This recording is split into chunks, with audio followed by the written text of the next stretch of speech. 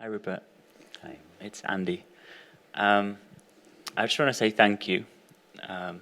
Earlier in the year, I asked you a question in New York, and you gave an answer, and I decided not to listen to you very wisely. And I gave it 6 months, and then I decided to listen to you and changed something in my life that now just feels very clearly something that was right. So that's the first thing. And the second thing is, I think you're a brilliant comedian. Of all the many things I've been called in my life, I'm not sure that I've ever been called that. I just can't stop laughing. I've noticed that. And as much as it's great for me, as particularly in the presence of everyone else's sometimes quite acute suffering, I don't want to interrupt their path or meditation. Or what do I do?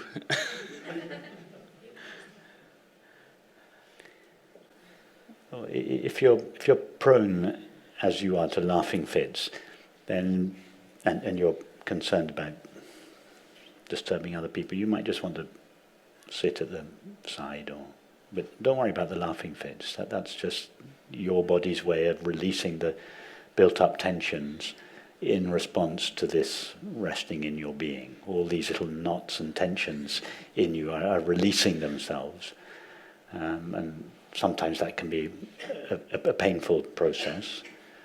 But in your case, it comes out as laughter. It sometimes comes out as tears, for instance. It's another very common way for the body to release tension, is tears, but sometimes as laughter. So it's fine, it's healthy. But if you're concerned about disturbing other people during meditation, then just sit at the side or the back. Yeah, also, the point about crying is it tends to sort of flip between the two.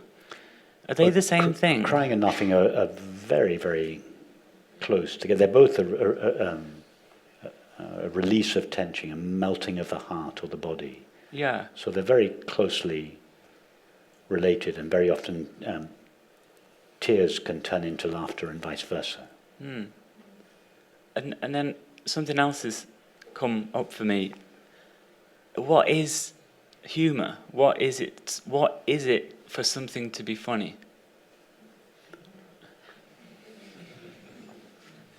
Like, why did everyone just laugh?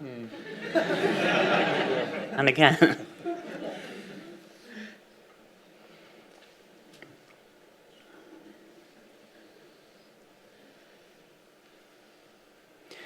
Because something that you said released a little bit of pent-up tension, and in that relaxation of tension, our true nature shines.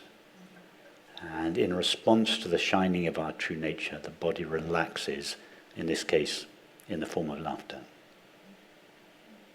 But it's about energy. It's something to do with the release of... Yes, yeah. Yes, because whatever was previously said caused this relaxation of tension. To take a proper comedian or someone who's telling a joke, and the storyteller will eke out the story, and as they do so, we grow tense in anticipation. We're not quite sure where they're going, and the expectation builds, the tension builds, and the good storyteller will just go on and on, and will take us with, and then the punchline comes. It's always the last line of the joke, and then we laugh. So what's taken place? The understanding of the joke takes place after the end of the story, by definition. While the story is going on, we haven't understood it. So for the understanding of the joke to take place, the story must come to an end. But the understanding must have taken place before the laughter begins. So the understanding is not a process of the mind, Because the process of the mind is that listening to the story. That's mind, thinking. The laughter of the body, that's an experience of the body. But the understanding takes place between those two experiences, between the experience of the mind, the winding up of the story, and the laughter.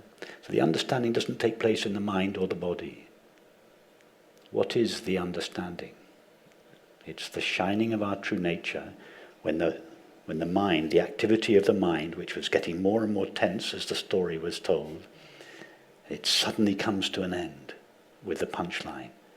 At that collapse, that extinction of the mind, at that moment, and our true nature briefly shines.